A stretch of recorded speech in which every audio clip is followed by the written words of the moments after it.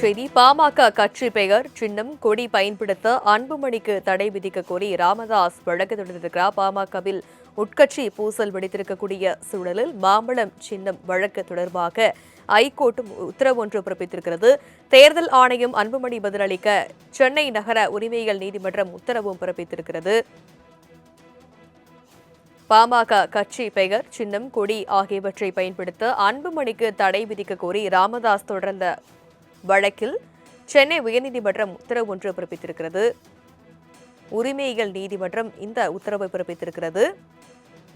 தேர்தல் ஆணையம் அன்புமணி பதிலளிக்க சென்னை நகர உரிமைகள் நீதிமன்றம் உத்தரவு பிறப்பித்திருக்கிறது. தேர்தல் ஆணையம் மற்றும் அன்புமணி பதிலளிக்க சென்னை நகர உரிமைகள் நீதிமன்றம் உத்தரவு ஒன்று பிறப்பித்திருக்கிறது. பாமக கட்சி பெயர் சின்னம் கொடி ஆகியவற்றை பயன்படுத்த அன்புமணிக்கு தடை விதிக்க கோரி ராமதாஸ் தொடர்ந்த வழக்கில் இந்த உத்தரவானது பிறப்பிக்கப்பட்டிருக்கிறது.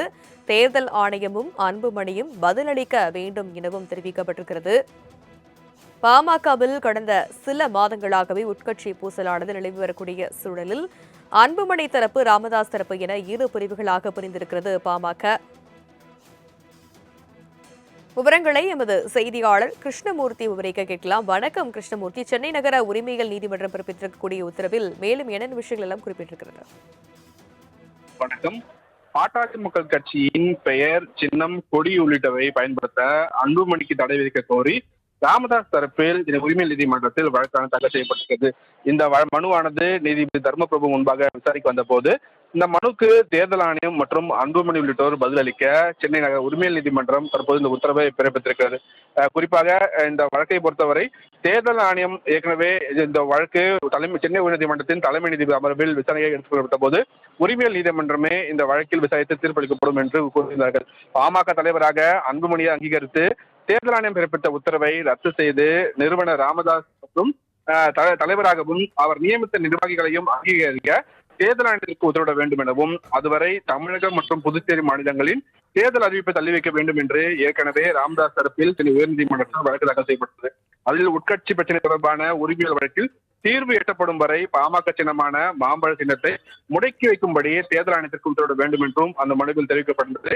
இந்த வழக்கை விசாரித்த சென்னை உயர்நீதிமன்ற தலைமை நீதிபதி இந்த வழக்கை ஏற்கனவே சிட்டி சிவில் நீதிமன்றத்தில் இந்த வழக்கு தாக்கல் இருக்கக்கூடிய சூழ்நிலையில் இங்கு இந்த வழக்கு தாக்கல் செய்வதற்கு எதற்காக காரணம், இது தேவையில்லாத ஒன்று என்று இந்த அபராதத்துடன் தள்ளுபடி செய்ய வேண்டுமா என்ற ஒரு கேள்விகளை முன்வைத்திருந்தார். அதனை அடுத்துதான் உரிமையல் நீதிமன்ற உத்தரவின் அடிப்படையில் தேர்தல் ஆணையத்தை அணுகலாம் என்று கூறி அந்த மனுவை தள்ளுபடி செய்து உத்தரவிட்டிருந்தார். இந்நிலையில்தான் பாட்டாளி மக்கள் கட்சியின் பெயர், சின்னம், கொடி உள்ளிட்டவற்றை பயன்படுத்த அன்புமணிக்கு தடை விதிக்க கோரி ராமதாஸ் தரப்பில் உரிமையல் நீதிமன்றத்தில் இந்த வழக்கானது தாக்கல் செய்யப்பட்டிருக்கிறது.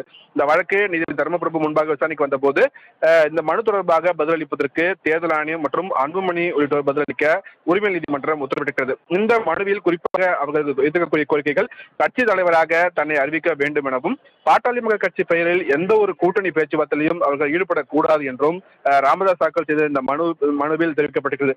இந்த மனுவுக்கு வருகிற மார்ச் 9ஆம் தேதிக்குள் இந்த மனு தொடர்பாக பதிலளிக்க வேண்டும். அன்றைய தினமே இந்த மனு விசாரிக்கப்பட்டு இந்த வழக்கு முடித்து வைக்கப்படும் என்றும் நீதிபதி தர்மபிரபு தெரிவித்திருக்கிறார். அப்போது ராமதாஸ் தரப்பில் ஏற்கனவே குறிப்பிட்டது போல வருகிற 10ஆம் தேதி அன்று இந்த வழக்கை விசாரிக்க வேண்டும் என்று அன்புமணி தரப்பில் ஒரு கோரிக்கை வைக்கப்பட்டிருந்தது. அப்போது குறுக்கிட்ட ராமதாஸ் தரப்பு வழக்கறிஞர் மார்ச் 10ஆம் தேதிக்குள் எலெக்ஷன் தொடர்பான அந்த அறிவிப்புகள் வரக்கூடிய சூழலால் இந்த வழக்கு செல்லாதாகிவிடும் என்பதுதான் அவர்களின், அதற்காகவே இந்த வழக்கை முன்னதாகவே விசாரிக்க வேண்டும் என்றுதான் ராமதாஸ் தரப்பில் இந்த கோரிக்கை அனுமதிக்கப்பட்டது.